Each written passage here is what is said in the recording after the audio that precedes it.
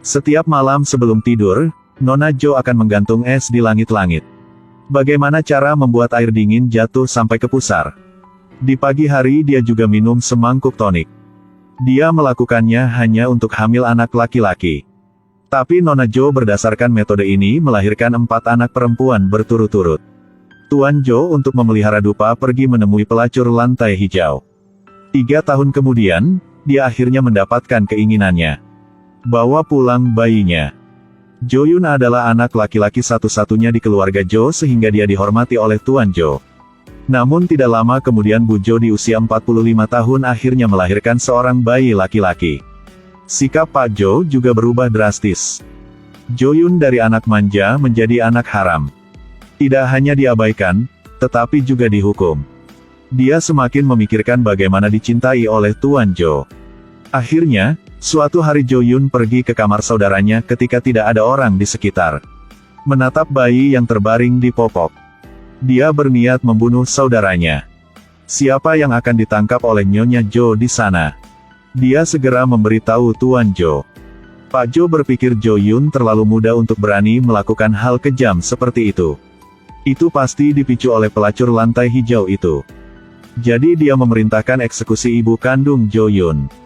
Lalu biarkan Jo Yun pergi ke perbatasan untuk bergabung dengan tentara. Siapa sangka 10 tahun kemudian Jo Yun tidak hanya mati di perbatasan, tetapi juga mencapai banyak kesuksesan dan kembali. Untuk membalas pembunuhan ibuku tahun itu, Jo Yun memimpin orang untuk merampok properti keluarga Pak Jo. Bahkan adiknya ditembak mati olehnya. Bu Jo melihat anaknya meninggal tepat di depan matanya, begitu menyakitkan hingga meninggal di tempat. Ketika Jo Yun mengira dia adalah garis keturunan terakhir dari keluarga Jo. Tentu saja dia akan mewarisi kekayaan. Tiba-tiba dia mengetahui bahwa istri saudaranya yang sedang hamil belum meninggal. Ternyata malam itu dia pergi ke kuil untuk berdoa memohon keberuntungan, jadi dia melarikan diri. Jo Yun tahu bahwa gulma harus dibasmi. Tetapi karena ketenarannya, dia tidak bisa mengejar dan membunuhnya. Jadi dia memanggil Dolmuci, orang yang dikenal sebagai penangkap pedang. Jo Yun menghadiahkan truk makanan dan babi premium. Tambahkan 10 tael perak untuk Dolmuci untuk membantunya membunuh saudara iparnya. Jadi Dolmuci mengikuti kotoran anjing ke kuil yang dikatakan Jo Yun. Dia menerobos jendela dan melihat ke dalam. Melihat seorang wanita tidur nyenyak. Dolmuci dengan hati-hati membuka pintu, diam-diam menyelinap ke dalam. Saat dia akan mengambil nyawa lawan, siapa sangka gadis itu tiba-tiba terbangun. Dia sangat takut sehingga dia segera duduk. Tapi sekarang Dolmuci tahu dia hamil. Dolmuci tidak tahan untuk bergegas keluar. Malam itu dia mengembalikan uang itu kepada Jo Yun dan berkata dia tidak mengambil kasus itu lagi. Tapi Jo Yun bukan tipe yang tepat. Dia berniat menunggu Dolmuci membunuh adik iparnya, lalu dia akan membunuhnya untuk membunuh pistolnya. Sekarang tidak berhasil, bahkan lebih tidak mungkin membiarkan Dolmuci hidup. Jo Yun mengirim anak buahnya untuk mengepung keluarga Dolmuci.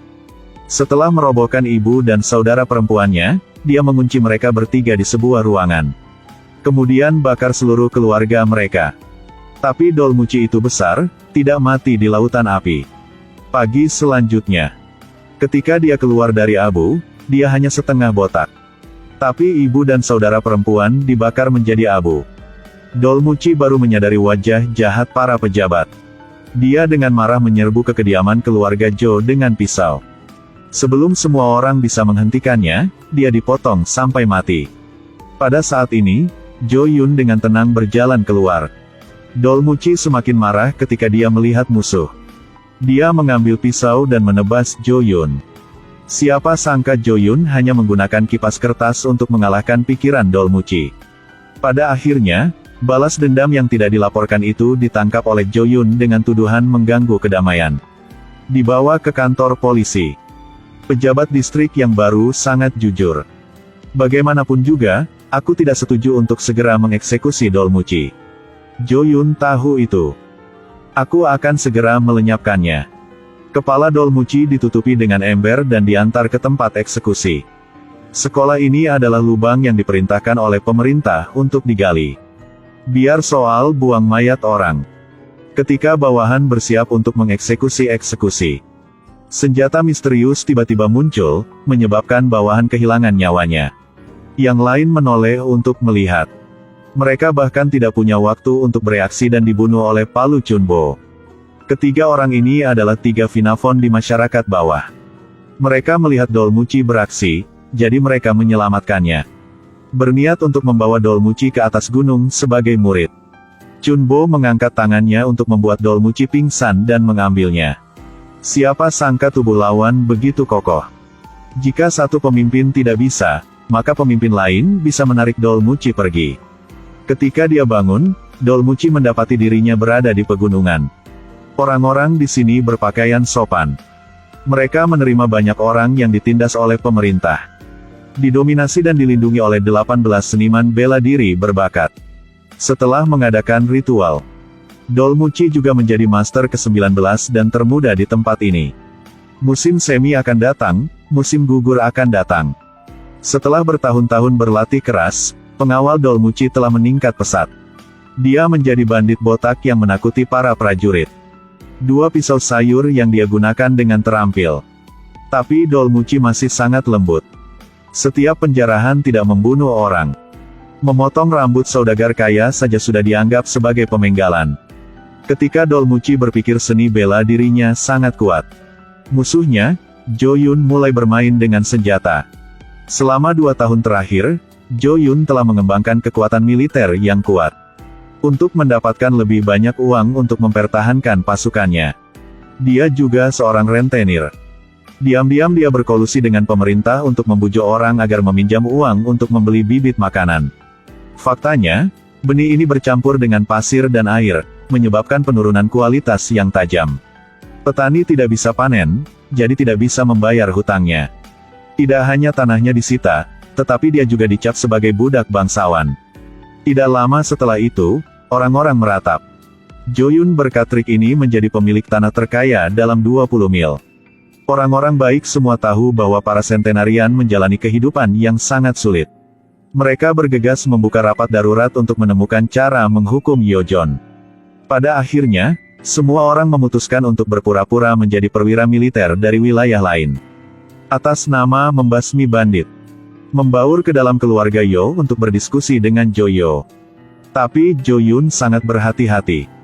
Melihat bahwa dia menolak untuk meninggalkan pemerintah untuk menghancurkan para bandit.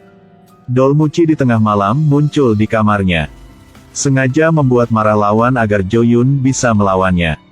Lalu memancingnya keluar kota. Saat ini di istana seperti naga tanpa kepalanya. Orang-orang baik segera menembakkan panah untuk melenyapkan para prajurit yang menjaga gudang makanan. Mereka mengambil kesempatan untuk membunyikan gong dan menabuh genderang. Beritahu orang-orang untuk mendapatkan makanan mereka kembali. Petani terus-menerus bergegas merampok gudang makanan. Bahkan meriam Yeojeon diambil oleh Chunbo. Pada saat ini, pemimpin kelompok orang baik memimpin bawahannya untuk menyergap di luar kota. Jo-yun mengejar Dolmuci ke tempat semua orang berkumpul. Pemimpin kemudian memerintahkan panah yang tak terhitung jumlahnya untuk menembak ke arah Jo-yun. Tapi seseorang yang telah menjadi tentara sejak kecil seperti Jo-yun. Seni bela dirinya sangat kuat. Dalam sekejap mata, dia memblokir panah gelap yang tak terhitung jumlahnya. Pada saat yang sama, ia juga menembakkan senjata saat melakukan serangan balik. Pemimpin mengambil itu dan memerintahkan semua orang untuk menghunus pedang mereka. Jo-yun memegang pedang dan dengan mudah menyerang penerjemah. Dia lebih dari mampu berurusan dengan bandit amatir ini.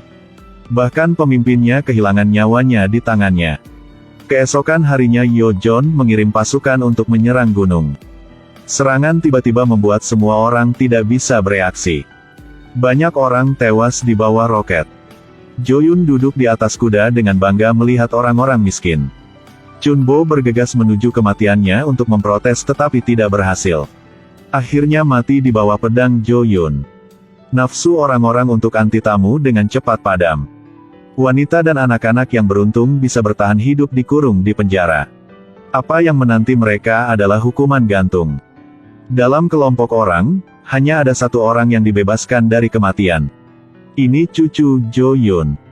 Mungkin dia tahu dia menciptakan terlalu banyak karma sehingga dia tidak mengambil tindakan terhadap orang yang dicintainya.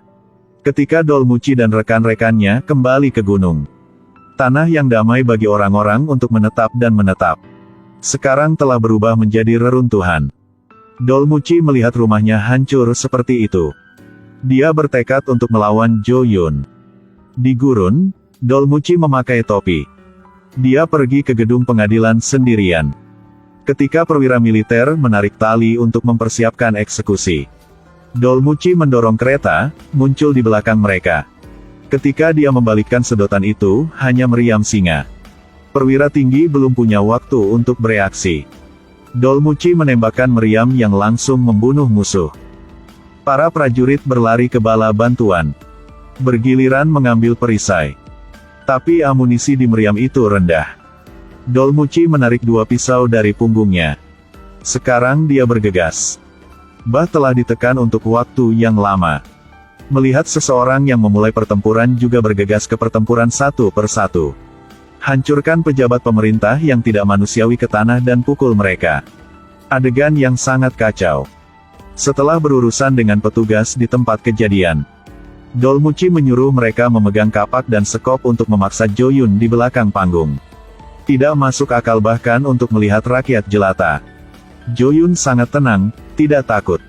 Dolmuci menggunakan pembelajaran seumur hidupnya. Ambil 2 pisau dan serang dia. Tapi tetap tidak bisa menyakiti Jo Yun. Jadi dia memancing Jo Yun ke hutan bambu. Memutuskan untuk melawannya di sini untuk membalaskan dendam saudara-saudara. Memang dalam lingkungan banyak rintangan. Pisau Dolmuci bergerak dengan mulus. Pedang Jo Yun dibatasi lagi. Jo Yun dengan cepat mengubah gaya bertarungnya. Ayunkan pedang secara horizontal untuk memperpendek jarak. Temukan kesempatan untuk memukul dada Dolmuci. Tiba-tiba cucu di hatiku menangis keras. Sementara Jo Yun linglung, Dolmuci memotong tenggorokannya. Dia masih akan protes. Tapi rasakan rasa sakit yang hebat. Orang-orang tidak tahu kapan mereka muncul di belakang Yojon dan memberinya pukulan fatal. Dia tidak bisa membayangkan bahwa dia akan dibunuh oleh orang-orang rendahan. Jo Yun adalah orang yang berbakat. Dia bisa terbang tinggi di langit. Menjadi filantropis. Tetapi karena kemalangan masa kecilnya, dia mengambil jalan yang salah. Di akhir film kita bisa menyadari sebuah moral. Di sungai dengan sejarah ratusan ribu tahun, kebenaran akan didukung, ketidakbenaran akan dihukum. Film berakhir di sini. Sampai jumpa di video selanjutnya.